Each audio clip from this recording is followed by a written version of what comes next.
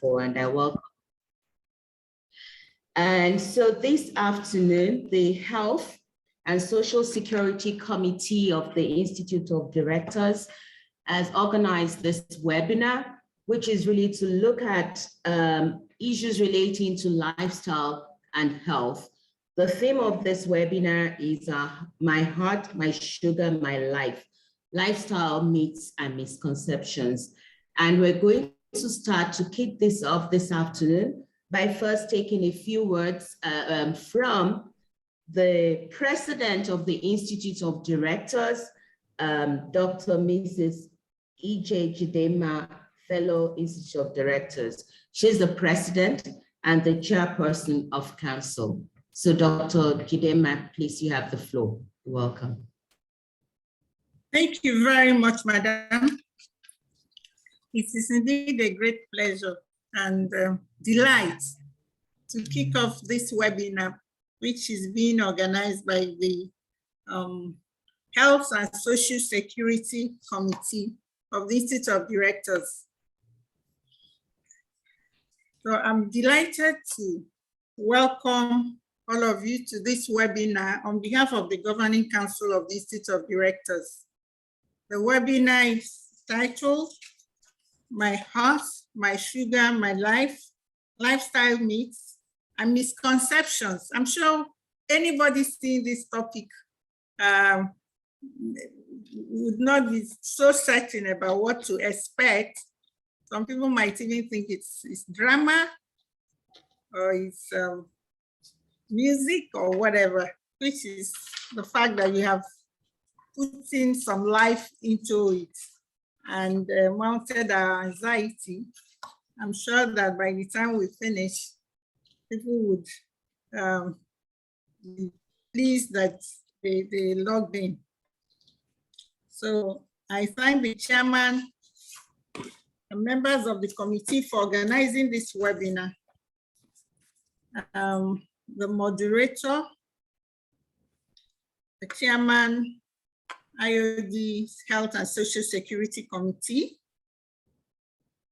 our moderator, Dr. Bolanle Oyeledun, CEO, Center for Integrated Health Programs, our panelists, Dr. Yemi Johnson, MD, FACC, First Cardiology Consultants Limited, Dr. Ebum Bamboyi, Clinical Director and Head Dialysis or Transplant at St. Nicholas Hospital, Mrs. Sheres Ijewere, Founder or CEO, Carib Health Limited, Dr. Francis Osi Ogu, Consultant Physician or Geriatrician, Department of Internal Medicine, National Hospital.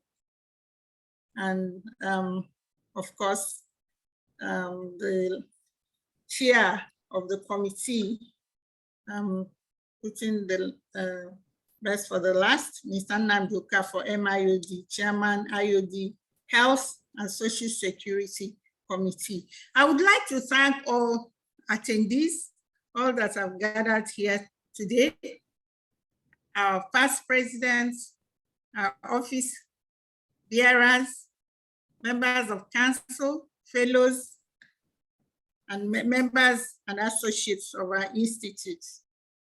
I thank them for attending. Health is wealth, they say.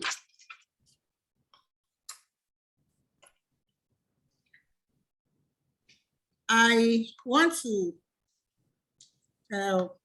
welcome you all because I know that this is very, very important in your life. Because as they say, even as we work, even as we go through our careers, it's very important that we situate our health where it lies in terms of priorities, getting our priorities right, even as we work around the clock, even in these days of the pandemic, people are working 24/7. We need to listen to our experts and see how all these work together and how they have impact on us as human beings. Ladies and gentlemen, good health is fundamental and a major element in life. It is almost impossible for anyone to successfully work without a robust health. In fact, the state of one's health is directly proportional to the state of happiness and ability to contribute to national development. So even as we work to build, as we work to contribute to national development, we must not forget our health, because therein lies the foundation. If we don't get it right, then we don't get anything right. And of course, we know about the interconnectedness of the body, mind, body, and so on. And we have our experts today. With this theme, they will bring to the fore health and medical challenges that are very senior and C-suite executives face. Balancing health and lifestyle is in a very dynamic period, very dynamic period. We see how things are changing, the uncertainties, the complexities, the ambiguity, and the velocity of the changes. They bring with them lots and lots of challenges that have impact on our health. So balancing health and lifestyle in a very dynamic business environment in itself is a great task that the executive must first master before they can be of positive influence on their organizations and on their environment. I'm therefore glad that our Committee on Health and Social Security is drawing attention to these issues, which I believe will help our members and non-members as well to properly understand the issues surrounding the effects of ailments such as diabetes and high blood pressure, and how to surmount these challenges. Not only how to surmount the challenges, but also how to proactively deal with these challenges even before they manifest through lifestyle positioning. The World Health Organization stated that the prevalence of diabetes rose faster in low and middle income countries over the past decade, and Nigeria is one of them. Several years ago, South Africa and Ethiopia were said to have more diabetes cases than Nigeria. However, currently, Nigeria has the highest incidence of diabetes in sub-Saharan Africa. So we must all be concerned and worried about this. The WHO estimated a 4.3 prevalence of diabetes in Nigeria in 2016, with total cases of 2.7 million in adult population. This figure has been likened to a tip of the iceberg, as it is estimated that 2/3 of diabetes cases in Nigeria are even not diagnosed.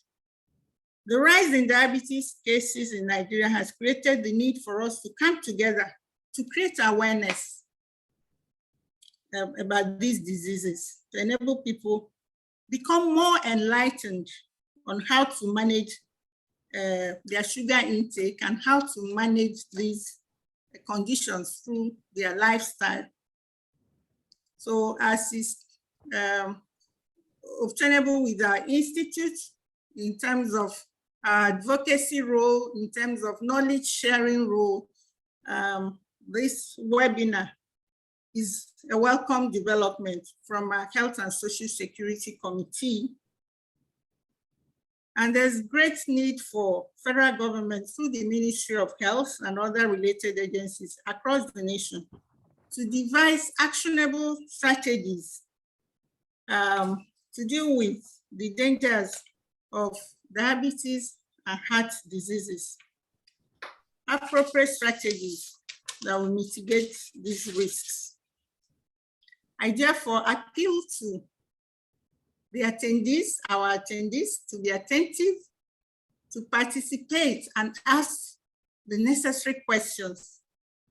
I'm sure that it will be very, very enlightening because we have here together highly qualified, professional, and well-resourced people on our panel.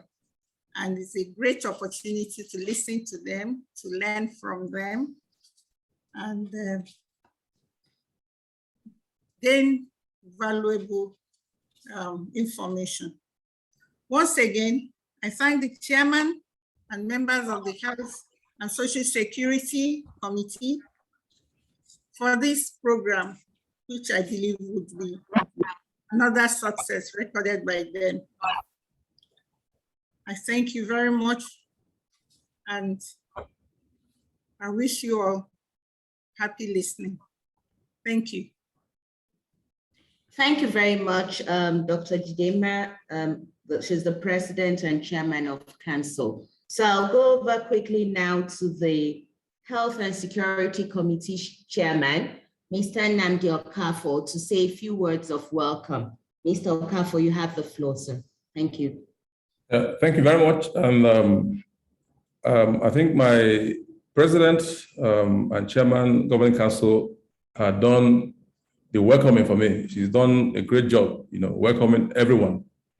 What, however, she has not done is to welcome herself. So on behalf of the committee, I would like to welcome our erudite president and chairman, governing council of Institute of Directors, Nigeria. She has spoken well. She has spoken like a subject matter expert, and all subjects that we are going to be looking at today. So thank you very much, Madam President, for being here. I would also like to specially join Mr. President, Madam President, to thank our speakers. We've assembled today very distinguished healthcare professionals to speak to us. We know that this is a very, very busy period for them. And for accepting to be here today to speak to us, I want to appreciate you on behalf of the committee. Like Madam President had said, the topic for today is very interesting. My heart, my sugar, my life. It just says to us that our heart is very precious to us. I know most people love sugar.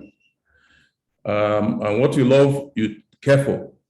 So this topic tells us that we must take good care of our hearts. If for some reason you don't love sugar, I'm sure you love your life. Nobody wants to die yet, even though we all want to go to heaven. So if you love your heart, your life, it's important that you take good care of it. And I'm sure the speakers today will be telling us how to do just that. Let me just say that I do not think that most of us will be hearing what they will say here today for the very first time. There are things that we have heard over and over.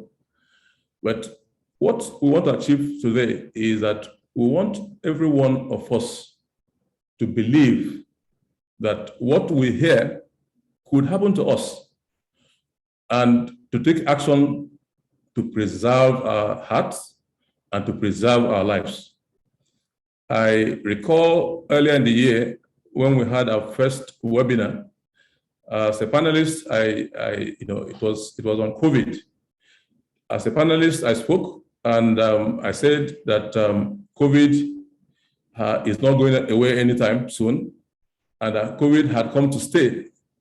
And as soon as I said that, I had a flurry of comments. People saying, "Hey, I disagree with Mr. Okafor. We reject it. It's not going to happen." But we all know where we are today with COVID. So, and that's why we know that it is good to have faith, but it is also very important to believe in science. Very, very important to believe in science. And what we hear today we should believe in and we should take action. So finally, I just want to say that at the end of today's webinar, what we want to achieve is that everybody who listened to this webinar should take away the key actions that will be required for us to protect our hearts and to preserve our lives. And that we should go away from here today and begin to put those things into practice, because we all want to live long and we all want to enjoy the fruit of our labor. So thank you so much for being here. Sit back and enjoy it. Thank you. Thank you very much, Mr. Okafo. And we will now go straight into the webinar itself. And you've both been able to set the tone for the discussions, really. And just to say today, because it's such a broad topic, if we look at the issues we're talking about heart diseases and really looking at non-communicable diseases, looking at diabetes. It's a whole specialty, as Dr. Johnson and Dr. Ebo will say. But then we need to look at how we as executives, how we as industry leaders can actually make sure we're protecting ourselves, and we're also looking at the welfare of the people that work with us as well as our family members. So today we are focusing on two categories: heart diseases, especially hypertension and diabetes mellitus, and also to look at how the effect of sedentary lifestyles, minimal physical activity, the effect of unhealthy diets and lifestyle. Sometimes we do know some people use tobacco, the harmful use of alcohol, and also to look at how we can have a very rich discourse this afternoon to drive us towards good and better health, and also increase our actions to enable us to live healthier, longer, and better quality lives. So I'll just want to say this is going to be a very interactive session. We will want everyone again to participate actively through your questions, through your comments, either through the chat box or at the question and answer times at the end of all the presentations. You can use the raise hand function to ask the question, and you will be recognized to speak, please. And so I join the president in thanking our event speakers who have dedicated time out of their very, very busy schedule to share with us. So I'll go straight by introducing our speakers. And our very first speaker is going to be Dr. Yemi Johnson. Dr. Adeyemi Johnson is a medical director and chief executive officer of the First Cardiology Consultants Limited. He is a seasoned interventional cardiologist trained in the United States. Graduating from the College of Medicine, University of Lagos in 1980, he was one of those who went abroad for further studies and is one of the few returnees out of that large box. Both of us can spend time talking about the percentage of class of medical schools who are now abroad. He holds a diplomate he's a board certified interventional cardiologist, and he was formerly the associate clinical professor of Wake Forest University Medical Center in North Carolina. He has performed several procedures, including the first coronary angioplasty with stent implantation in Nigeria. And he now performs these procedures routinely. And in fact, just to share personal experience, I'm sure I'll be surprised that he performed one, I think, recently on my father-in-law, maybe like about 3 or 4 months ago, Mr. Odeko. So, and I think it's really a pleasure to see Dr. Johnson and his team making sure that services that are either to a way that's very not accessible to Nigerians are brought to our doorsteps. You're welcome, Dr. Johnson. Our second speaker will be Dr. Eboladipo Bangboye. He is also a physician, a consultant physician and nephrologist, and he heads the dialysis transplant unit at the St. Nicholas Hospital. He is also the clinical director of St. Nicholas. He has worked with St. Nicholas since February 1998, and he has developed one of the most prestigious and functional dialysis units, and which receive referrals not just from Nigeria, from other parts of the world. He heads the renal transplant unit. And as the clinical director, he's also responsible for developing the hospital staff strength to what it is today. He has been a major influence in the recent expansion of St. Nicholas Hospital with the opening of their new clinic, SNHC, Victoria Island, and the mainland branch. Dr. Bangboye is also the past president of both the Nigerian Association of Nephrology and Transplant Association of Nigeria. He is well published in various articles and in very respected journals, and has contributed chapters to at least 3 books. He's also widely sought. He is the leading authority in transplant nephrology in Nigeria and the sub-region. You're welcome, Dr. Ebu. Our third speaker will be Dr. Ogugwa Oji Osi Ogu. Dr. Ogugwa is a consultant physician. She's a geriatrician, and she works at the Department of Internal Medicine, National Hospital.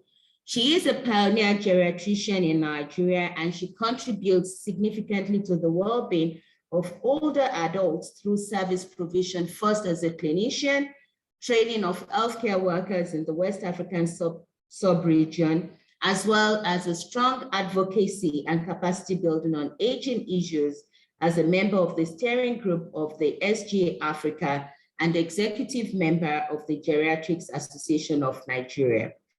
Dr.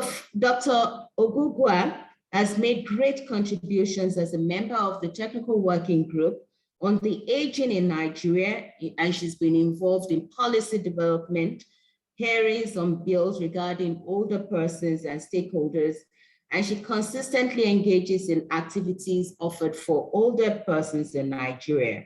And she's continued to do that. And she's also, we met school together, and she's also, I would say, one of the mothers of my very young mentees and promising mentees in the country. So welcome, Dr. Ogugwa. The last but not the least speaker is Mrs. Cherise Jewere.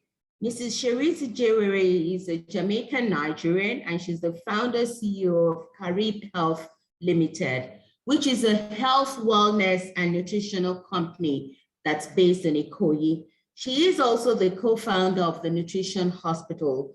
She is a professional consultant in the field of nutrition, certified and clinically trained with over 18 years experience, and she practices medical nutrition therapies. She has written several health columns for these day newspapers, and she also is often featured on the media, radio, TV. She consults also for a significant number of health facilities, of whom Dr. Johnson's Institute is one of them. She is also a member of the American College of Lifestyle Medicine, American College of Nutrition, and Society of Lifestyle Medicine in Nigeria. One of her hobbies is African dance. So I'm sure she will tell us the importance of dance, especially in exercise. So you're welcome, Mrs. Cherise Ijewere. So we have 4 eminent speakers, as you can see me introduce them, and I've spent time to introduce them to you, so that even after this session, we can always reach out to them individually to seek additional information and care, and I'm sure they won't mind me volunteering them for this. So thanks to everyone.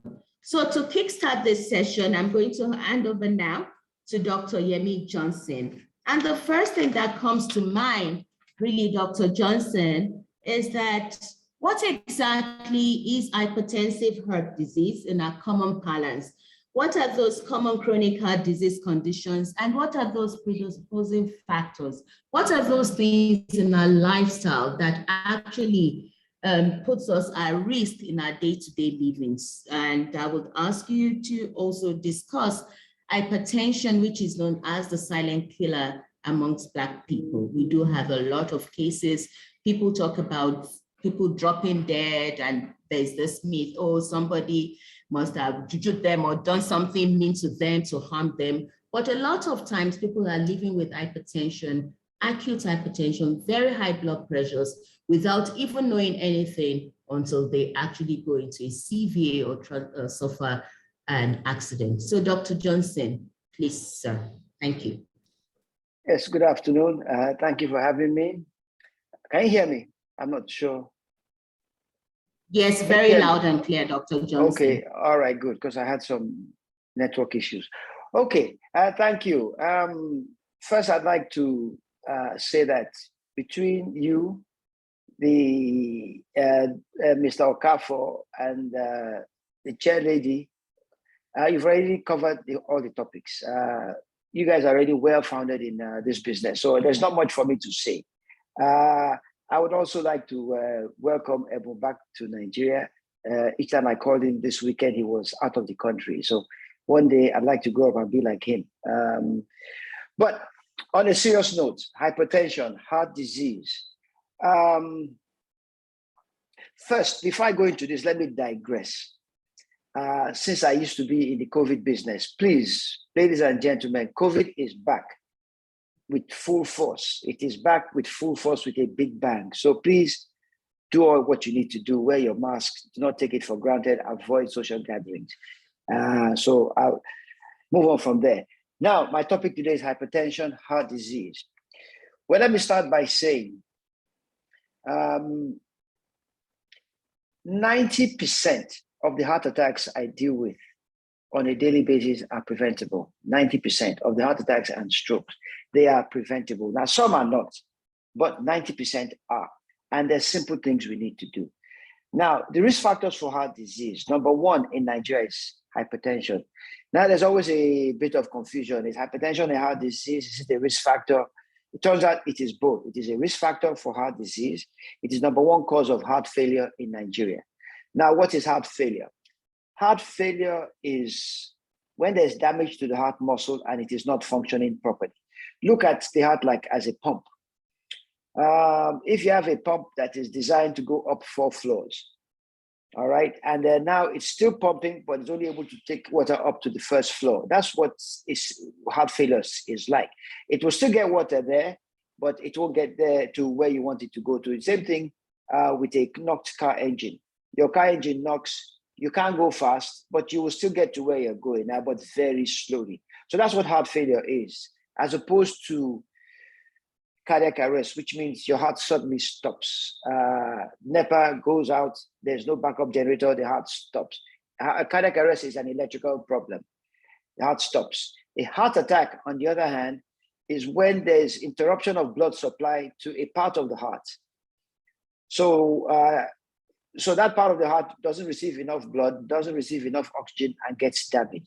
Now, the extent of damage will determine what happens next, if you get heart failure or if you have cardiac arrest. So those are some of the terminologies I'd like to straighten out. And a stroke is similar to a heart attack. It's just that a stroke happens in the brain, where there is lack of oxygen for a brief period of time to the brain. That part of the brain essentially dies and causes damage. And hypertension is also the number one cause of stroke in Nigeria. So hypertension is a big, big deal in this country. Now, I'm sure Sheris is going to speak to you about the diet, but let me give you some numbers to understand. The recommended intake of salt is 2 grams of sodium a day. Now, I know you can't go to the markets. In Nigeria, it's difficult to measure 2 grams of sodium a day. But let me give you some idea of what that means. In England, the average amount of salt intake is about 4 to 5 grams. In the US, it's about 5 to 6 grams. In Nigeria, it's 12. So that is our average salt intake. And excessive salt intake is one of the biggest reasons for high blood pressure in us Africans. And when you look at the WHO map of high blood pressure, dark red being the worst, the highest incidence, and yellow being the least incidence, Nigeria is right there, almost black. We have one of the highest incidences of high blood pressure. One is our diet, our lifestyle, and then two is genetics. Black people as a whole generally have more high blood pressure and more difficult to control blood pressure than the non-Black people, otherwise known as Caucasians. We have caste. I don't know where we fall into this matter, but diet is an important thing. Now, so hypertension is a big risk factor. It is also a big disease, all right? And the most important thing about high blood pressure is it can be controlled. It can be controlled with lifestyle, which means diet, exercise, that is, don't take salt. Places where I'll let Sherry talk about where you see salt, but salt intake is one. Lack of exercise is another. Sedentary lifestyle is another. Obesity is another risk factor for hypertension. So you see, hypertension is a risk factor, and it also has risk factors that play into it. So it's a big, big problem in our environment. And of course, stress. Looking at this panel here, I can see this Institute of Directors. So there's probably not much stress amongst the viewers here, since they're all directors and don't have to worry about NEPA, generator, MEGAD, traffic, and all these things. So stress is another important thing. Now, like I said before, 90% of these things are preventable. Now, when I first came back home, most of the heart attacks I treated, most of them were amongst foreigners, Indians and Caucasians, most of them. Now, it is Nigerians. We have caught up with the foreigners. We have caught up. I don't know if it's because they've left the country or what, but 2 weeks ago, we had 5 heart attacks in that week, and 4 were women in their 50s, Nigerian women in their 50s, and none of them smoked. They all had hypertension, they all had diabetes, and they all had high cholesterol, and they were all obese. These are the risk factors, all preventable, all very, very preventable. All right, now smoking, I don't think is a big risk factor in Nigeria.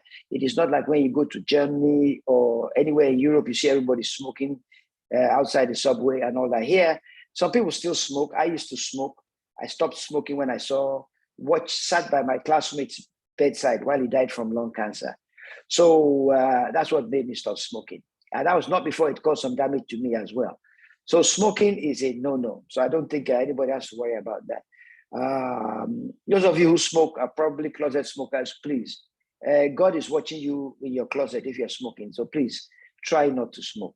Then other things that are important, what you eat. Sherry will go over that. But the more meat you eat, the higher your risk for heart trouble. The more careless you are with your food, you get obese, you tend to get diabetes. There is a big epidemic of diabetes in our country. I believe Dr. Bagbo is going to talk about diabetes. And then you'll find out all these diseases are interrelated. Ebo and I work closely together because the same things that damage the kidney damage the heart. So it is unlikely you get somebody with heart disease that doesn't have his kidneys involved. So these things go hand in hand. And like I said, hypertension will damage your brain, it will damage your heart, it will damage your kidneys. That in combination with diabetes is just a bad duo. And most of the cases can be controlled or treated or actually prevented. One more thing about high blood pressure. Number 1 cause of stroke in young to middle-aged men is high blood pressure in people who knew they were hypertensive but stopped taking the drugs because it caused them erectile dysfunction. Now, yes, that is an important side effect, which shouldn't be taken lightly. But it's important to know there are many drugs on the market that can treat this blood pressure. If you tell your doctor that it's causing you side effects, the doctor will help you find a combination that doesn't cause those side effects. Because if you end up with a stroke, the function you were looking for will probably not work any longer, and you've lost both ways. You now got a stroke, you can't have sex, and then you're now stuck with extra medication. So please, don't let ED be a reason not to take medications. So I think on that note, I think I've used up my 10 minutes and then wait for the questions. Thank you very much, Dr. Johnson. And yes, you've really said what is very, very important to this group, especially in terms of the diet, in terms of the lifestyle, and also in terms of the fact that it's the same things in the pot in the portfolio that will damage the heart and also damage the kidneys. I also like the fact that you emphasize that if there are side effects with drugs, especially with our men, they should be able to highlight that very quickly, because that's one of the reasons why a lot of them are non-compliant. So on that note, I'll switch over quickly to you, Dr. Ebon, and we would like you to go on to the twin, which is the diabetes mellitus, and also talk about it from the perspective of chronic heart conditions and the effect on kidney function. So we are seeing, like as Dr. Johnson had also highlighted, we are seeing an unprecedented sort of increase in kidney conditions. So we want to know if this is true, what's causing this, and why are we seeing this? What are the factors that predispose us to these issues, and how do people know when things are going wrong and what to do? Thank you. Well, thank you, Dr. Oyeledu, and thanks to the president of IOD and the chair of the committee. I think Dr. Johnson is always a tough act to follow, and it's always difficult to follow him anytime we have these webinars and we, for some reason, have to speak one after the other. But I think this is a very important topic, and I'm glad that we have such a wide audience available for us to be able to go through this together. And I'm going to try and keep it as simple as Dr. Johnson has also tried to be. About 30 years ago, the non-communicable disease panel in the Ministry of Health did a survey. And they went out there and did tests all around the country. And they found that just about 2.2% of the population of the country at that time had diabetes. A similar test has been done quite recently, and that number has risen to 8.8%. I find that very instructive, because it means exactly that the numbers have quadrupled over the last 20, 25 years. What is even more disturbing is that when you come to the more urban areas of our country, like Lagos, Abuja, the numbers are even more frightening. A colleague of mine did a survey amongst people, the top executive in an oil industry, and they found that as much as 40% of the individuals in that survey were actually diabetic, and well over 60 or 70% of them had hypertension. I did a round earlier this morning, and I asked my team to keep counting.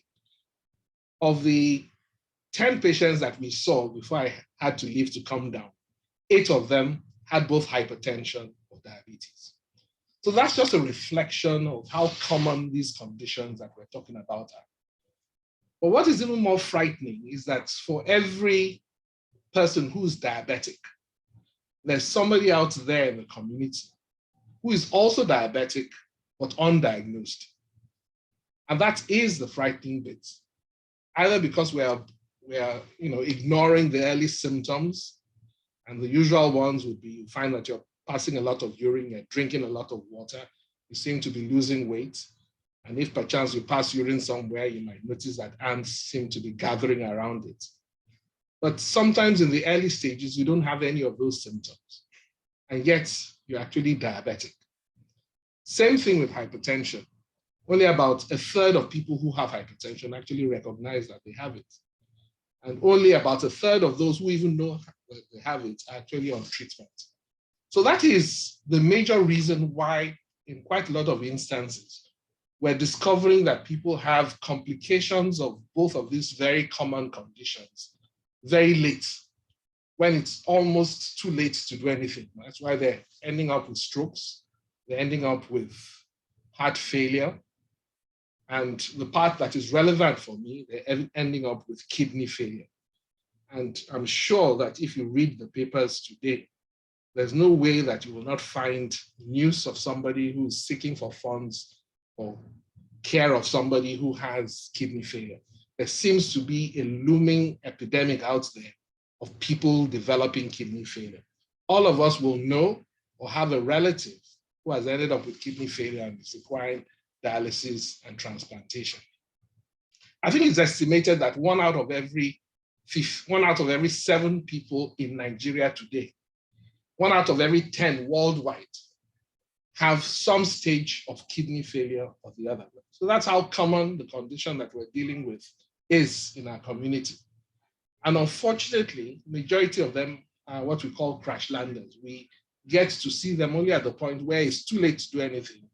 And they're coming in as an emergency and requiring dialysis, and very often these days, a transplant. But there are early signs that you can discover. And those early signs are the things that really we should be looking out for well before the patient ends up in a situation where he now ends up requiring dialysis. And those early signs are very easy to see. One of the earliest is that you will notice that the individual, when he passes urine, the urine generally tends to foam. There are quite a few things that may cause that. But one of the commonest is when there's the presence of protein in the urine.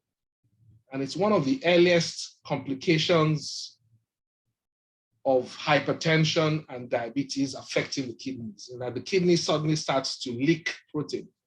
Normally, the kidney is like a sieve, it's like a filter, and the size of the pores are such that protein should not leak. When you do have hypertension and diabetes, particularly when these are not discovered or diagnosed early enough, and even when diagnosed are not properly managed, almost invariably you find that there's accelerated damage to the sieving or the filtering part of the kidney. And one of the earliest signs is that the kidney starts to leak protein.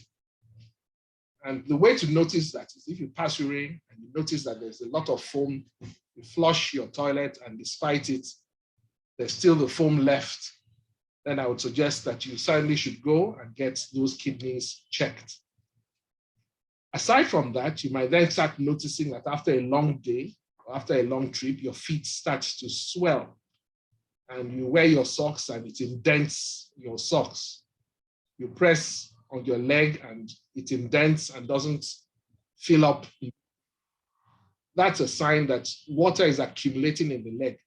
And that's also one of the early signs that you should look out for in individuals who are developing damage to the kidneys. Also, you might notice that early in the mornings, there's a bit of puffiness to the individual's face. The person might become anemic. And there are a few other signs which I would not necessarily go into at the present time. But what one would like to emphasize in a general forum like this is that the things that lead on to damages to the kidney, to the heart, to the brain, which is stroke, as Dr. Johnson mentioned earlier, are very common in our environment. They're things that are very easy to detect. I mean, all you have to do is to check the blood pressure of the individual, and you find that if it's elevated, that individual has hypertension. Also, if you check it 2-3 times and it remains persistently so. If an individual, passes urine a little more than the usual, and you check the blood sugar and it's elevated, that also is a sign that the individual's blood sugar is high. And it's so common these days, particularly amongst the executives, the directors of different companies, the people who, by the nature of their lifestyle, don't exercise, eat refined foods, and end up becoming obese. It's almost like there's a vicious cycle of obesity, hypertension, elevated blood sugar or diabetes, and elevated cholesterol. In fact, there's a diagnosis for it now, which we call the metabolic syndrome, where you're obese and it causes a vicious cycle that leads on to a distortion or derangement of each of these other factors. And if you have that, more so if it's not well controlled, ultimately what happens is that it damages what we call the target organs. And those target organs are your eyes, your brain, your heart, and your kidneys. So my advice, no matter what age you are, always give it to yourself as a birthday present. Use the opportunity to check, let someone check your blood pressure. And each time you get to the hospital, let someone also check your urine. Make sure that there's no protein inside. Make sure there's no sugar inside. Make sure it's not infected in any way. And also make sure that somebody does a glucometer check for you each time you have an opportunity. That way you can detect these illnesses early. And certainly if you manage them appropriately with diet, as you'll get to know later, and the appropriate medications and lifestyle changes, very often you can stem or at least slow the progression of damages to your heart, your kidneys, and your brain. I will also yield space to the others, and I'm sure if there are any further comments, it will come during the question and answer session later. Thank you. Thank you, Dr. Ebon. Thank you for that insight on how to break the vicious cycle for the metabolic syndrome, and which really is the package that really predisposes us to a lot of these side effects and the illnesses that accompany them. So I'm going to move on very quickly to Dr. Ogugua Osiogu. And Dr. Oji, you know, you come from a different perspective. You're a geriatrician. So your work really is working with older people, managing their conditions, and then you come with that experience. And so for us, and if you look at comparing the Northern Hemisphere and us, so longer life expectancies and things like that, but we are even complicating ours with all these lifestyle related diseases. So what are those things that we should know about aging, especially given the fact that a lot of the directors here would definitely be over 40, I would assume. And then, and how can we relate the aging process to our heart and kidney conditions? I'll start with that. And then maybe let us know, maybe you can enrich our knowledge, especially in how to really age well. I've seen people live beyond the average life expectancy for Nigeria, and they're living well. But I've also noticed that a lot of them take good cognizance of what they put in their mouth and how they live their life. So I think it's very important that you share with us this real life experiences on how to age healthily and gracefully. Thank you. Thank you very much, Dr. Yeledo, and I want to appreciate the IOD for this opportunity and for the fact that you're actually thinking about making yourselves healthier as you age. I'm really excited that, I was very excited to hear you have a health and social security department. That's really good, you know, taking stock of welfare in your members. And it's good to see Dr. Johnson here, Dr. Bangwe. We thank God for life, despite what COVID has dealt us over the years and what it's still doing. I actually have people very close to me right now who are positive for COVID. So it is very much around. So going to the aging. So sometimes when I've given talks on aging, I ask the question about when do people think aging begins? And some will say 60, some will say 40. But we know that the aging process, we used to think began from birth. But now studies have shown us that it actually starts from conception. So the mother who is a chronic alcoholic, a diabetic who's not well controlled, hypertensive who's not well controlled, maybe a smoker as well, carrying the fetus, that fetus eventually does not age as well as the one that would have grown up in a mother who didn't have any of those conditions. So it's a process of becoming older. It's a continuous, complex, and dynamic process that starts from conception. And unless we die in our early years, we all really should grow old. And what are those things that can ensure that we do not die prematurely? We know that biblically, people have lived up to the age of 120. And actually the person with the record now is a French woman who lived up to the age of 122 years. So it is possible for us to actually age, to grow old and grow old well. We've been talking a lot about aging globally because the world is aging. In 2015, there were about 900 million people who were 60 and above. So that's the age bracket we sort of use. We say you're an older adult when you're age 60 and above. But that number, 900 million in 2015, is estimated to grow to 250, to 2 billion by 2050. And at that time, we're going to have many more people above the age of 60 than we would have below 14. If you remember the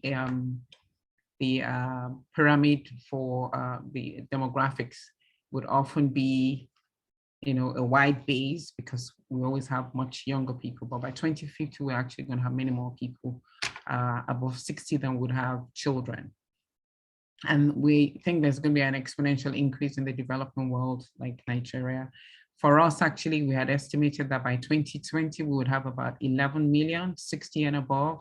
But there was an NBS survey result that came out in 2020 that put the population of older adults 60 and above in Nigeria to close to 15 million, 70% of them being rural dwellers.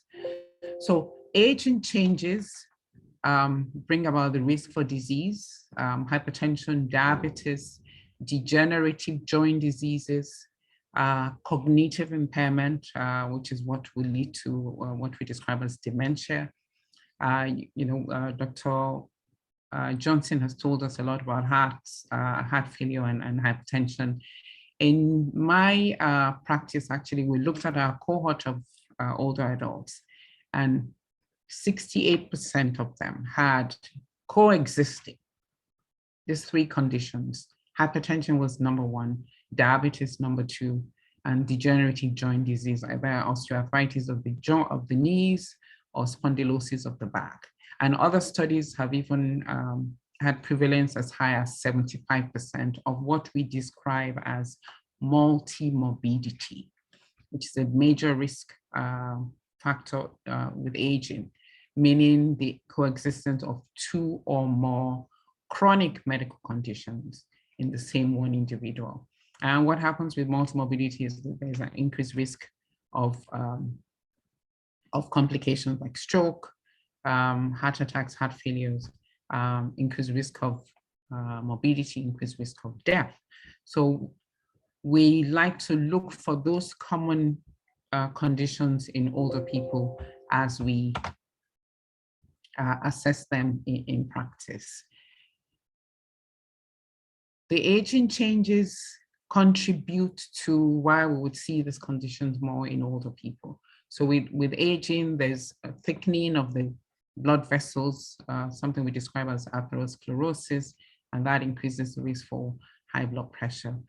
There's also changes regarding how we view insulin at the target organ level, something we describe as insulin resistant state.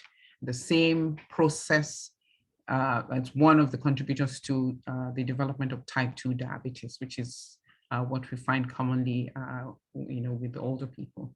So the insulin resistant state with aging worsens, and that increases that risk for diabetes as we get older. Now, there are certain peculiar things that we tend to find in Nigeria.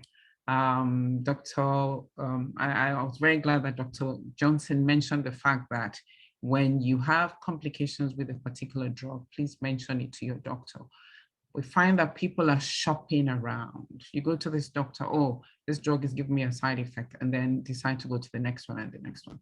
You miss the opportunity of a particular physician having the luxury of history, of knowing you properly, to be able to say, oh no, you know what, this is not working, let's try this and let's try that. So it's very important. Find a doctor that you can connect with and make sure that that person continues to be your caregiver. And together you form the team to ensure that you age well. So as we go through the age bands, there's certain things that must happen. Ensure that you have access to good quality healthcare, which is not readily available to a lot of Nigerians. But for you as directors, that should not be an issue. Your routine annual checks, and if any diagnosis has been made, to ensure that appropriate treatment is complied with. Let's do away with the "it is not my portion" syndrome. I've seen a lot of people who have lost their lives just because of the "it is not my portion" syndrome. Had a woman in hospital, diabetes, high blood pressure. She had a very bad diabetic foot ulcer, eventually had to be amputated. Her limb had to be amputated. We stabilized her. She left the hospital, went to a church, and they're bringing her back 2-3 weeks later at a time when not much could be done. So it really gets very painful when we see such situations. So track your numbers. Dr. Bangwe alluded to this. Every birthday, make sure you get yourself checked. Annual well checks. We do not have to wait for a medical emergency to be in place before you go into a doctor. Track your numbers, your blood pressure, your blood sugar, your cholesterol, your body mass index. We want people to optimize their body mass index. And your body mass index is a function of your height to your weight. We really do not want people to be obese. So make sure you get your body mass index within normal range, which we put at between 19 to 25. So optimizing your body mass index, ensuring that you track these numbers. So if this year your blood pressure is 120, or let's say 110/70, and 3 years down the line, you're suddenly shooting to 140/80. That's a big jump. And you really need to check, what is it? Is it my salt intake? Has my weight gone higher than usual? You need to look for what it is. So it's very essential that you track those numbers as you age. We of course add things like sex and age appropriate screenings. So if you're a woman 40 and above, you need to make sure that you're doing your mammograms routinely, cervical cancer screening with a pap smear. For the men 40 and above, we want you to do your PSAs. Again, tracking those numbers on a yearly basis, and you can see when they're actually going out of range, and further interventions might need to be carried out. Now, other things that contribute to worsening reduction in our physiological reserve, what we describe as homeostenosis. So as we age, your kidney at 40 is not functioning at the same at the age of 60 because of all the changes, blood pressure change, blood flow to the kidneys, reduction in the number of nephrons of the kidney. When we in that process of aging, we must avoid assaulting our major organs with medications that we take over the counter or that is provided to you by your neighbor. I mean, I know people who, whenever they're returning to Nigeria from abroad, they're bringing loads and loads of medications for their parents. And luckily, I have patients who are so trusting, and they will say, "Oh, doctor, I didn't take this. I wanted you to okay it." Really important, because some of these drugs are non-steroidals that we commonly use for pain control, cataflam, ibuprofen. They all can contribute to kidney disease, kidney failure. They can also increase your blood pressure and worsen that hypertension that you might have. So we must avoid inappropriate use of medications. There are drugs that we use even within the hospital setting that can worsen the kidney function for older adults, and to the undiscerning healthcare worker, you could actually cause more damage. So when we send patients for studies like CT scans and we have to give them dye, you must know prior whether or not the kidney function is appropriate before that dye is administered. So how is it that we ensure that we're aging well and protecting ourselves from common disease? I guess I've mentioned a lot of that, but it's really about lifestyle. Those conditions are lifestyle diseases, your high blood pressure, diabetes, high cholesterol, that can then lead to strokes and heart failures and heart attacks. Physical activity, very important. We are all supposed to have a target of 10,000 steps a day. This is what I recommend to my patients now. Get something to track your steps. And I've seen those who, initially they track and, I only have 500 steps a day. And because they're now tracking, they have the impetus to want to increase it the next day. And I had this man who, after 2 weeks, he was the one reporting to me, "Oh, doctor, I'm now at 3,000 steps a day." So very important that you all have that target that you work towards, 10,000 steps a day. You don't necessarily have to enroll in a gym, but where directors probably could even have something right there in your office.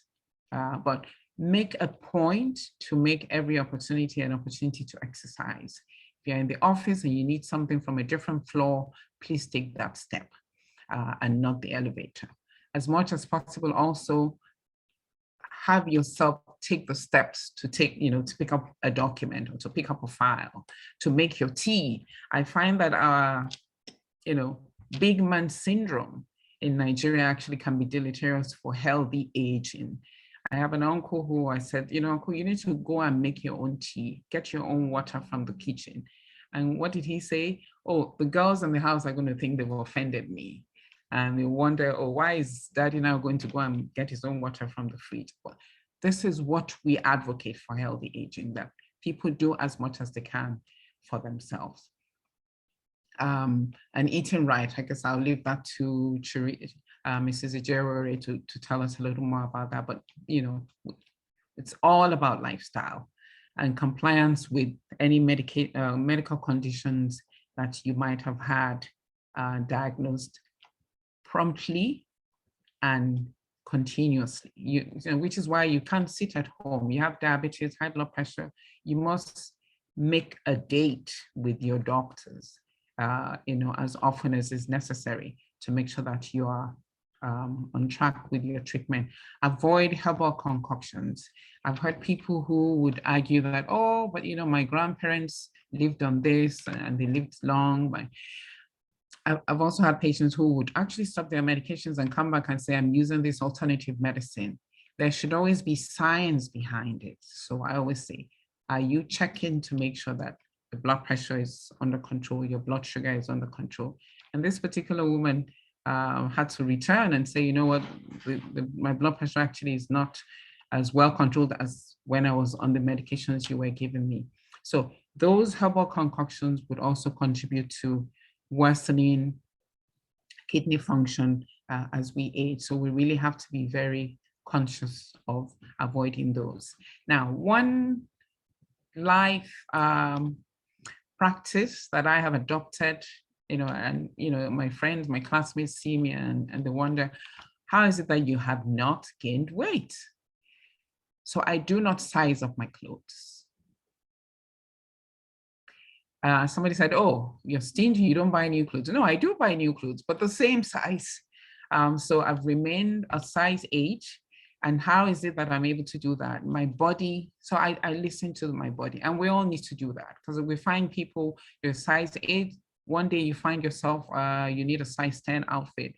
You throw out your size 8 outfits and go buy the size, and then you keep sizing up, and it's size 12, and you have this condition that we're talking about now, metabolic syndrome, where your blood pressure is up, sugar is up, cholesterol is up, and increasing your risk of mortality. So let's listen to our body.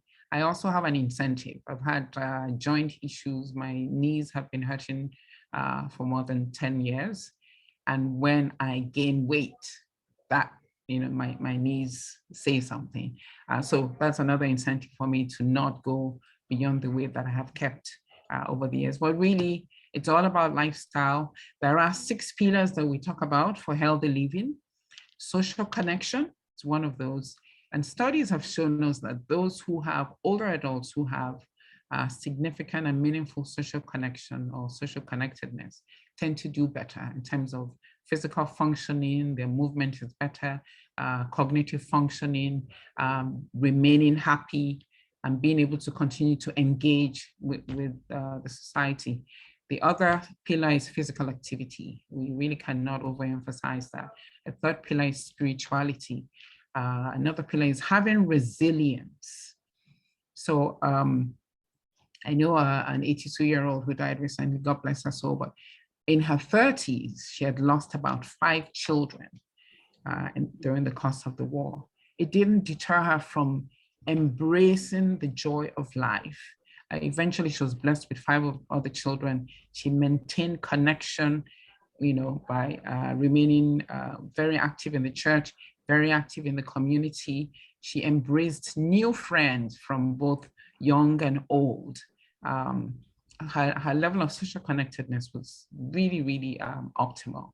So really important that as we go through life is going to deal us different things, the good, the bad, and the ugly, but we must have the resilience to shake off some of those things that are not so pleasant so that we can continue to engage with the world and embrace the beautiful things that God has in stock for us.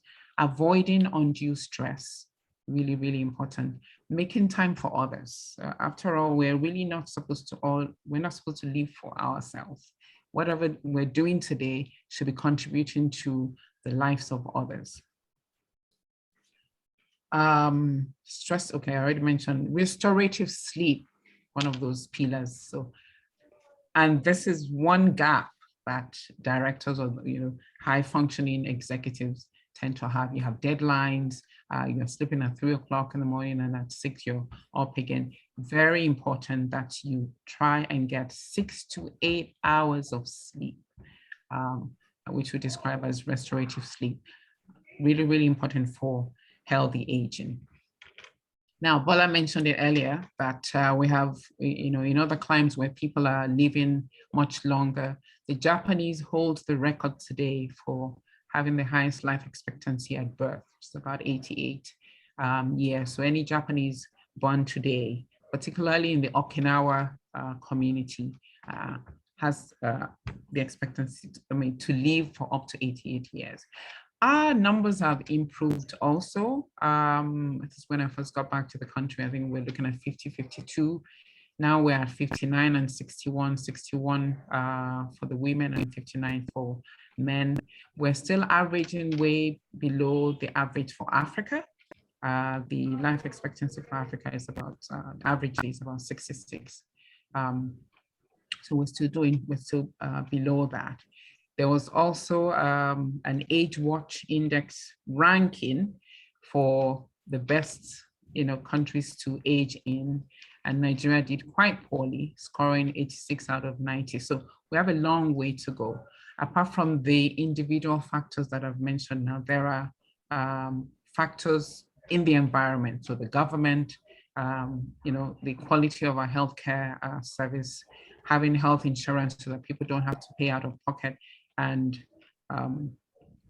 they easily would actually access care, because a lot of people would not go to the hospital because they're thinking of the little money that they have competing for other needs like food, school fees for their children and all that.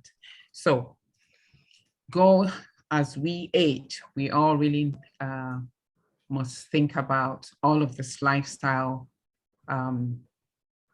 issues so that we age, we're healthy as we get older. And we have some role models for graceful aging in Nigeria, a number of them. But I like these 2 people. I'd like to just talk about them. We know about the maestro King Sunny Ade, who on the stage, his performance will make you think he was only in his 40s, but he's in his 70s. BMI is optimal, as you can see that he's not obese. And of course, the way he prowls around on the stage, you can tell that he's quite physically fit. The gig or his gigs and all the performances give him an opportunity for social connectedness. And one might infer that he has significant level of spirituality because a lot of his songs hover around Thanksgiving. The other person I also admire a lot is Taiwo Ajayi Lyset, who's still performing and engaging. I've been in a lot of webinars where she's made presentations of, around her life. Again, she has optimal BMI, social connection. She's also, shared, publicly some of the major life experiences that she's had to endure, but has built resilience and has not allowed that to get her into a state of depression or worsening anxiety. So we need to build resilience as we're getting older. We need to make sure that we maintain regular checks to pick up conditions early, optimize our BMI, eat right, physical activity, very, very important. The social connectedness, as younger people in secondary school and even in the university, you have friends, you have your best of friends, but as with life, we all go in different paths. But even as you lose those friends, be it temporarily, ensure that you're also picking up new friends along the way, because huge impact on aging well with social connection. And listen to your body as you go through life. Use available medical resources. One major gap that we tend to have in this part of the world is vaccination. There are vaccines for older adults that we tend not to uptake. The pneumonia vaccine, so that older people don't get severe pneumonia or die from them. Your vaccine for hepatitis, we find Nigerians dying at 40 from liver disease because they have not been vaccinated for hepatitis B or hepatitis C. Influenza vaccine, and of course now we're talking about the COVID vaccine. So really important that the available medical resources are used appropriately, maintain a team spirit with your caregivers, with your doctors, so that you track your numbers from your team. Thank you. Thank you so very much. So thank you, Dr. Franca, Dr. Ogugwa, sorry. So basically, you've really gone through a lot of things, and I really like the fact that you talked about the social connections and also being what, I always tell people, being what we. And I will share his personal experience because it actually opens up into Mrs. Cherie's talk. And I remembered when I was going to turn 50 and I was seeing my doctor in Raleigh, and they actually had to make me wear a 24-hour holster because my BP was not controlled. And he told me, he said, you need to lose 50 pounds before you turn 50. And I was like, 50 pounds. And my sister-in-law was like 50 for 50. And it was like an incredible journey. But I've lost over 27 kilograms after that. And just as you've said, just to make sure that you don't resize your clothes. If nothing else from today, weight loss is possible, and it's really about making that determination to really stay healthy. So I'm going to invite Mrs. Cherise Ijewere, who's the nutritional expert, really in terms of talking to us about discussing about the lifestyle changes that are necessary to support a healthy heart, and how do we reduce the risk of diabetes then, and what are the behaviors that people with chronic conditions need to adopt. I like it when you mentioned about faith, but the truth is faith without works. I always tell clients, faith without works, that's what the Holy Book says. The works is making sure you are fulfilling your part by taking your meds, making sure you are keeping steady. So Mrs. Cherise, you have the floor. Thank you. Thank you very much, everyone. I am quite honored to be on the forum today. Nutrition usually gets given a short stick and put on the back burner, but I know the doctors on this forum have seen impressive turnaround on their clients' numbers, especially the clients who are very much intentional and follow through with lifestyle change. So first of all, I'd like to say, what exactly is lifestyle? Of course, it's routine, it's behavior, it's habits, it's the way you live. And lifestyle change means that you're modifying things that you have control over with being intentional and being deliberate. So how to reduce these risks, how to make these lifestyle changes? Is everyone hearing me? Yes, we can hear you, but we can't see you. So I think people would like to see your face as well, if your bandwidth would allow that. Thank you. My video is actually on. The video is on. Okay. Yes, we can see you now. Thank you. Okay, great. So how to reduce these risks? One is, of course, to set realistic goals. So as I mentioned, yes, being intentional, being deliberate, setting intentional goals with having a healthy lifestyle change, maintaining a good weight, having a meal plan. So your nutritionist or your dietitian can make a meal plan, a 7 days meal plan for you based on your lifestyle. And of course, looking at different intricacies on your lifestyle, whether you are a banker, whether you're a sedentary worker in a high stress job, and looking at those specific details. So is it that currently you're taking in a lot of meats, a lot of salt, and of course, as Dr. Johnson mentioned, salt comes in different forms. It's important that you're reading your ingredients, whether you're having lots of Maggie cube in the food to make it sweet.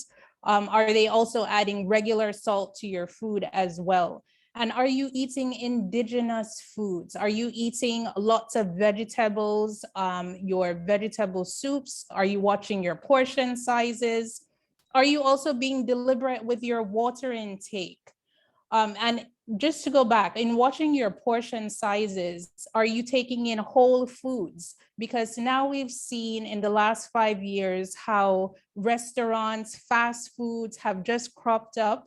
And of course, we've gotten so busy. I don't want to say we've gotten lazy, but we've gotten very busy. And so it's easier to just go out and grab a bite here or there for lunch. Before you know it, it turns into dinner. And when you take a look back on what you've eaten for the day, it's office breakfast, it's office lunch, and maybe you may eat dinner at home.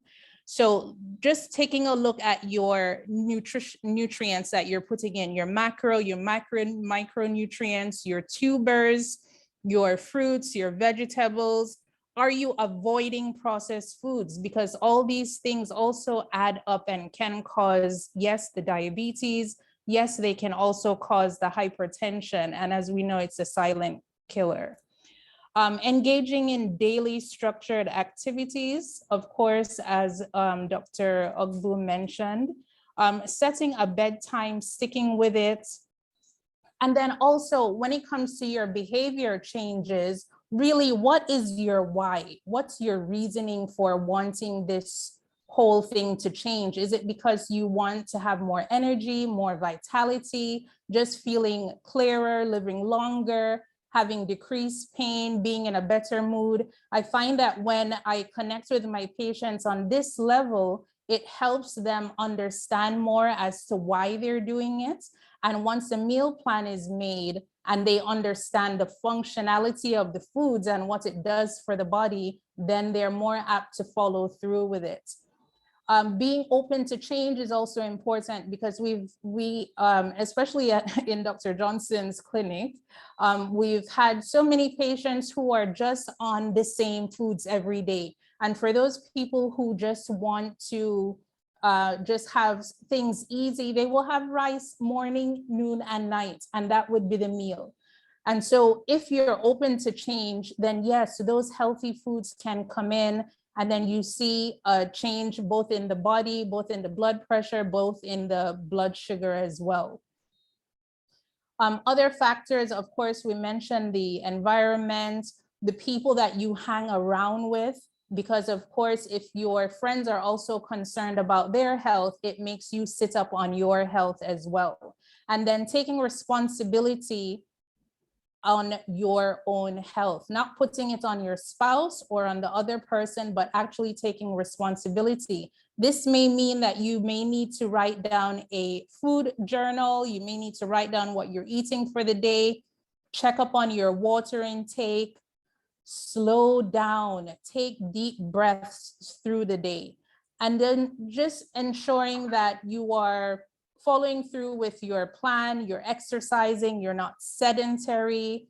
Of course, a lot of executives are sitting down all day, but there's the option to stand up and do presentations, have a stand-up desk so that you're able to do your work on the computer standing.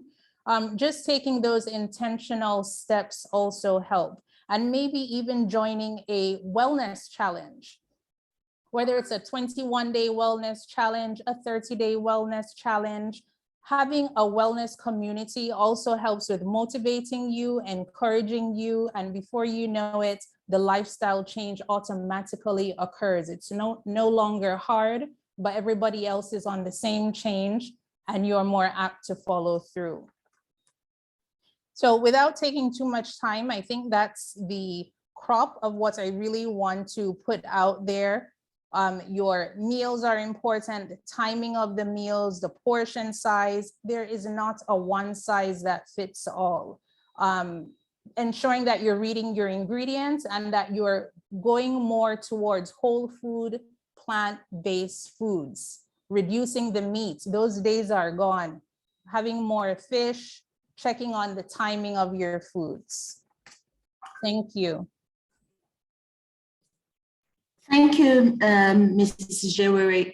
Quick question. I would like you to say something about a lot of the fad diets that you see all over the place. So people are telling you can lose this amount of weight, you can do this in such a short time if you take this medication and things like that. I think it would also help people to really be able to contextualize what really is what are the myths in terms of losing weight and what are the realities as you've just pointed out. Thank you. Thank you. So the fad diets, to be honest, they just don't work. They may actually help you drop weight within the first week, the first 2 weeks. And I will just give you a real case example. We had a case at First Cardiology. This lady was about 38 years old, a banker in a high stress job, not done her physical. I don't think she ever did a physical really, but anyway, she knew that she wanted to lose weight. She saw her friends losing weight. And so she decided to follow her friends on the keto diet. And within the first week, she actually had a stroke. While she was at work, of course, she was stressed. She was taking in all the foods on the keto plan and had to be rushed to the hospital because of this. And at the end of the day, she had high cholesterol, she had high blood pressure. She really did not know. So a lot of times, it's important that you're doing your annual physical. In Nigeria, we say you need to do this 2 times a year, January and then in June again, because the health status does change, especially with the stress that we're under, the fast foods that we're eating. It is better to have a nutritionist sit down with you, customize a meal plan based on your lifestyle, your work, in order to help you with gradually losing weight. So when you gradually lose the weight, you will keep it off. If you go with a quick fix, it will come back double time. So thank you very much. And thank you very much to all the speakers. We've actually had we've continued to have a very interactive chat box, including the question and answers. So people have been actually asking questions, and thanks to all the speakers who've been typing in the responses. We do have a few left. So this is the time when we would take additional questions in addition to what's been answered already. So you can actually use the raise hand icon, and then I'll also check for questions that's not been answered. So I think the first one is on the Q&A. And it goes to you, Cherise. Please, is there any after effect if you are completely off salt, zero salt? Is there any after effect? There is salt in all. Yes, There's exactly. sodium in all the foods that we eat. So it's the additional salt that we're talking about, the cube seasoning that we're talking about, that needs to be reduced or eliminated. So not that I know of. Thank you.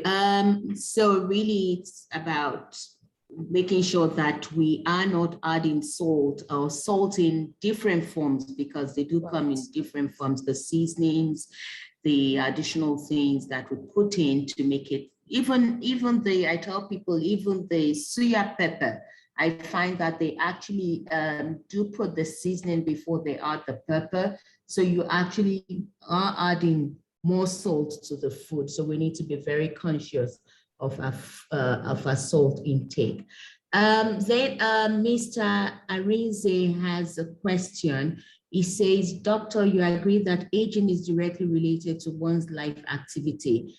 Someone who does daily physical activities or manual jobs also smokes and or drinks, age rapidly, or more than one who does mental jobs and does not smoke nor drink. So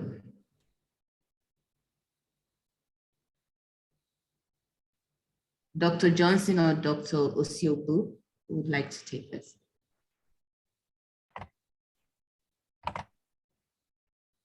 I'm not sure if it's a question. It almost sounded like he's alluding to some of those conditions that we've listed as contributing to not aging well. Maybe I didn't quite get it. So I think it's maybe it's just from an emphasis point of view, because Right. it's saying that is aging directly related to one's life activity.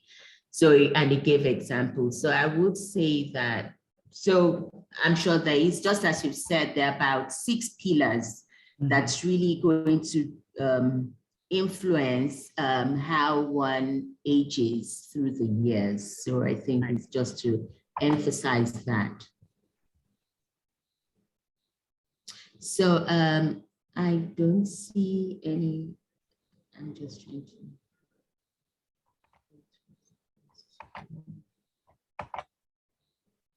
There is a question that says, please, Sirs and Maz, if there is a familial risk for hypercholesterol, hypertension, or diabetes, what can one do? So I think this person is asking if one is, there's a genetic predisposition. Dr. Johnson? Somehow I knew that was coming to me.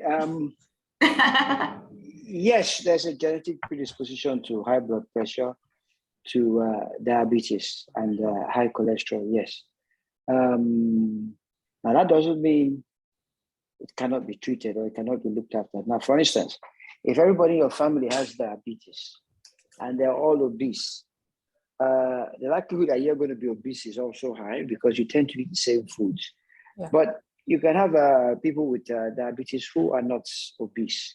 And if that's the case in your family, there's a greater than 50% chance you become diabetic. My own family, for example, everybody's diabetic. They all developed diabetes in their 40s, one in his 30s. I got mine for my 60th birthday. And the only difference between me and my siblings was I exercised routinely. I tried, I didn't always, but I tried to eat healthy.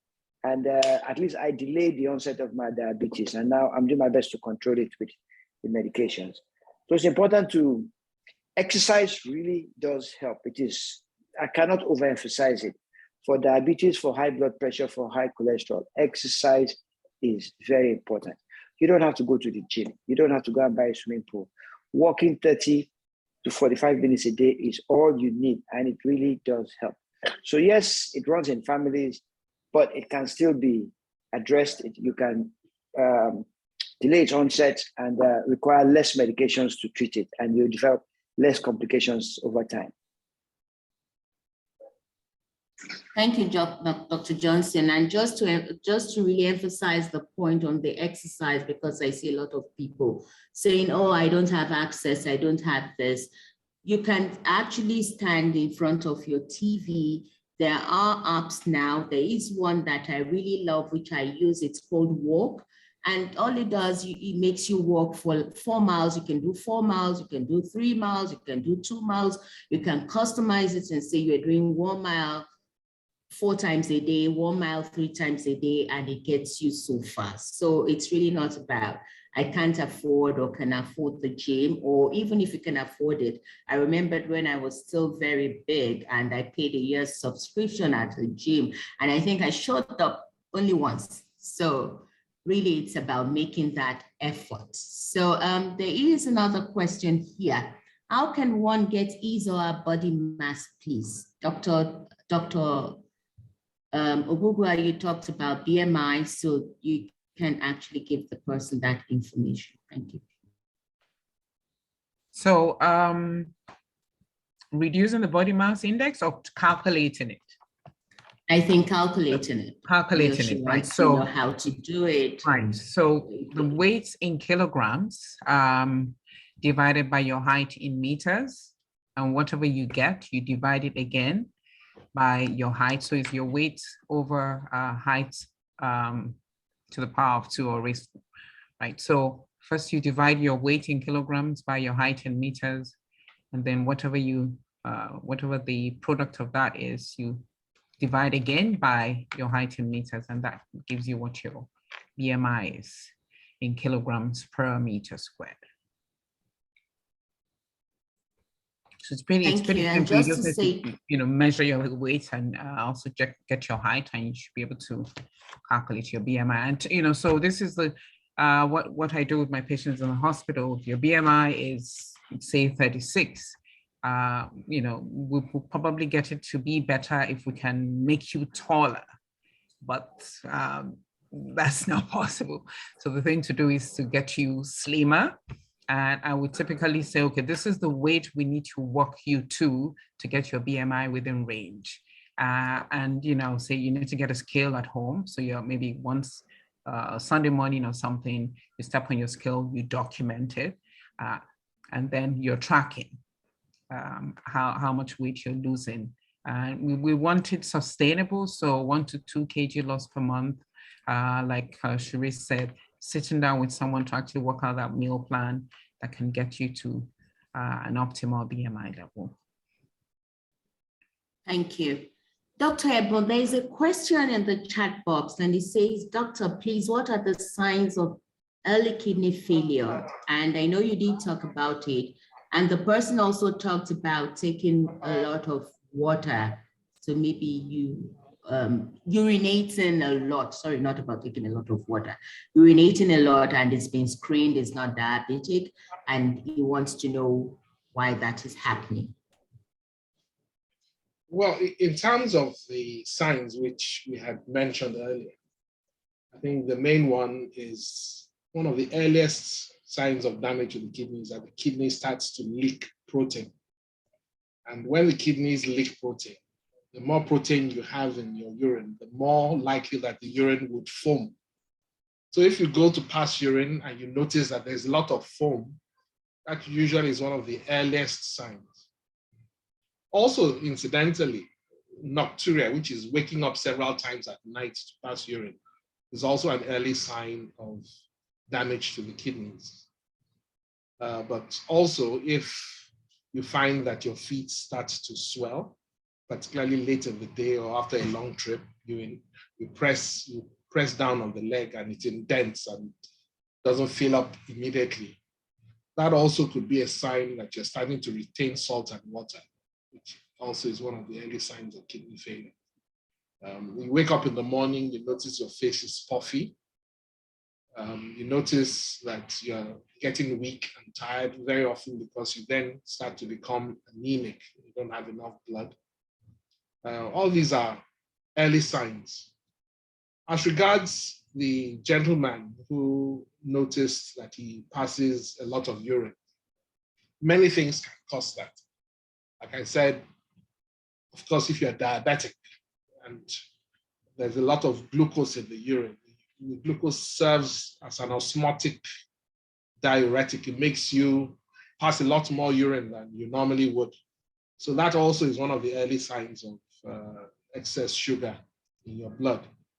But also, I mean, like I said, it's particularly if it happens at night, it could also be a sign of early kidney failure. But also, if you have infection in the urine, you may not pass a lot of urine, but you find that you pass urine quite frequently. You have what you call urinary frequency. So that also could be one of the reasons why an individual is passing to excess urine. But there are certain innocuous and non-pathologic reasons. I mean, if you're anxious, sometimes you find that you tend to pass urine more frequently than usual. But bottom line is, if you're concerned enough, please visit your doctor. And the urinalysis is a very simple and quite cheap test to do. And it's something that I insist all my younger colleagues must do for any patient who comes in for whatever reason. It's one of the easiest ways that we can detect at a very early stage damage to the kidneys, that at a stage when the appropriate interventions can slow down any progression, or in fact, in some instances, reverse whatever damage might have been done.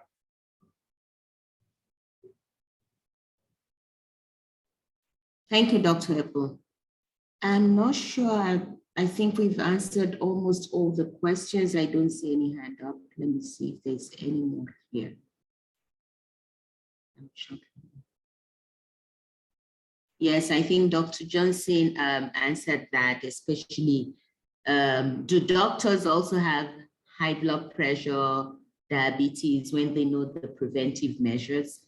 As Dr. Johnson said earlier, doctors, nurses are all human beings too, and we do adopt, as I say, we do adopt unsafe lifestyles over time, which we have to unlearn to really learn to be better.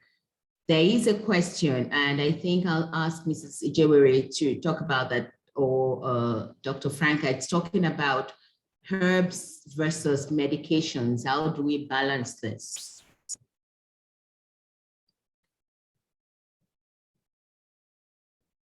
It's from Bookie A. So Dr. Franca, Dr. Uji. That's fine.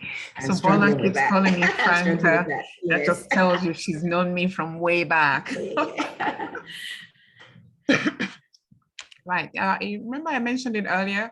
I've actually had patients who would be gone for a year or two, and they say, oh, I went to this alternative medicine place and I was using those herbs. And then they come back, blood pressure is controlled, but blood sugar is not controlled. I always sort of want them to put the science behind it. Some of those herbs would damage the kidney, damage the liver. So I would run those tests, looking at the liver function, the kidney function serially. And some have actually come to see that, oh, okay, these numbers are going up. And so it's balancing the benefit, as it were, to what other damage it could actually be creating, particularly for older adults. So you don't just take those herbs and go home and go on with them month after month after month. You really need to check on what damages they might actually be causing to your major organs, your liver, the kidneys, and even the heart. So thank you very much. And thank you to all our speakers and keeping a close eye on the time and the agenda, and to make sure we do not go over session. So I really want to thank you for the contributions. I know that the questions, the comments can keep coming for longer than this, but this is really just to stimulate us as members and fellows of the Institute, and also for guests that are online.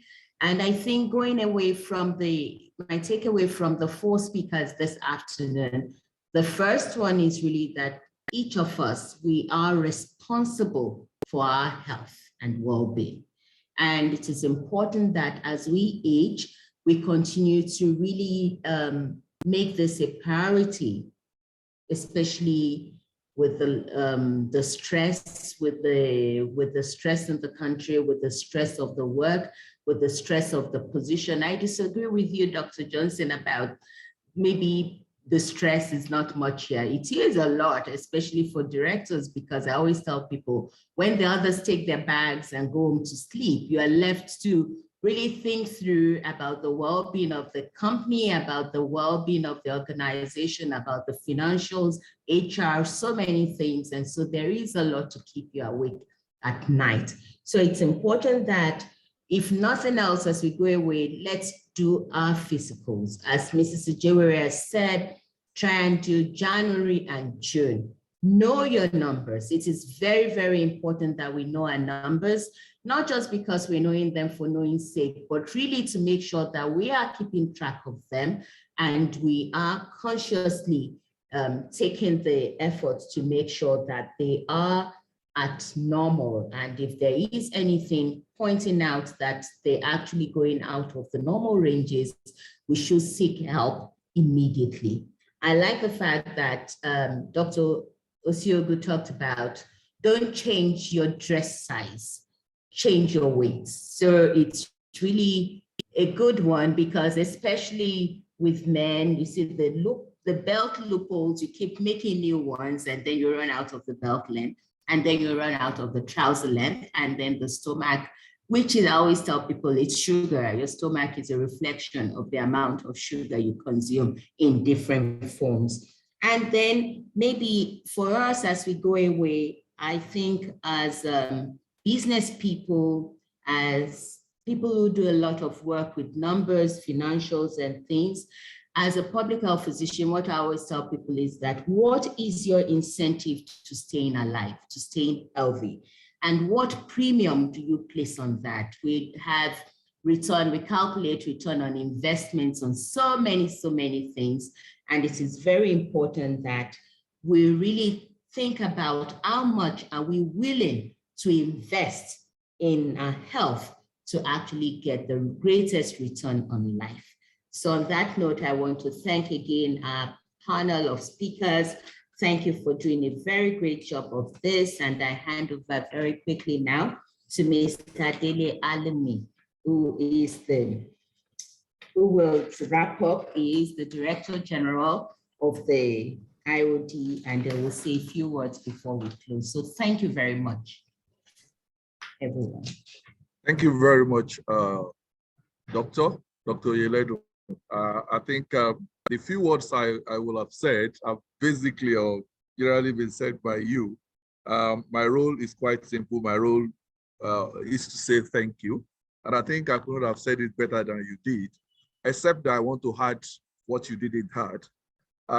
And that is that I also want to thank you very much. You've done a wonderful job at moderating this session, and I've been following the comments from all the participants. By the way, we had at the point about 130 people here. That is apart from the panelists, which is quite wonderful, especially at this time of the year. So I want to thank you, Dr. Bolanle Oyeledu, for the wonderful way you have moderated this session. You have made it quite educative and quite exciting. I had a lot of fears about how this is not going to be boring, and I thank God that it wasn't. From the comment we've seen, it's been a wonderful webinar. And I also want to thank, of course, the chairman of the Health and Social Security Committee, Mr. Amnandi Nwosu, and the entire membership of that committee for bringing this webinar at this time. I do hope you can hear me very well. I'm having issues with the internet where I am, but I do hope you can hear me. Yes, yes, we can. Okay, okay, great. So I want to say a very big thank you to the committee for putting this up. It's been quite educative and wonderful. And of course, again, to all our panelists, this new normal, it's making a lot of things happen. We've had the privilege of consulting without paying a fine 4 wonderful and very experienced physicians. And in fact, 5 when you had our moderator. So I want to say a very big thank you to you all on behalf of the President and Chairman of Council and the Council of the Institute. And of course, I want to say thank you to the President for making it here. And I want to thank all the participants, all the panelists, I beg your pardon, for their participation at this webinar. We do look forward to having another in the series of our health talks. Now that it's impossible to go out there and do some work as a group, this has come in very handy and it has replaced that. We do hope very soon we'll be able to go on our very wonderful walk for life very, very soon. And on that note, I want to again reiterate the appreciation of the Institute and say thank you to everybody that has made this happen. Thank you very much.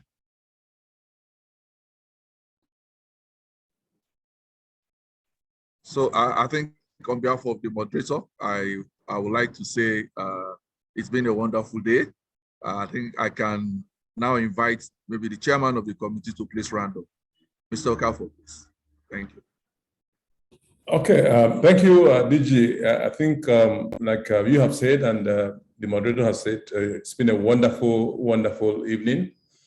And since the president and the chairman of the council is not here, I would like to declare this. She's there. She's there. Oh, she is. She's here. Well, okay. She's been here all through. No, it's not my, you can go ahead.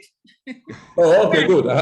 I have her mandate to declare this session closed. Thank you very much, everyone, for coming.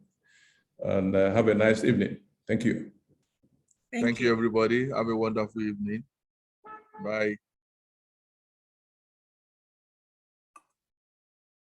Thanks, everyone. Have a good night. Bye.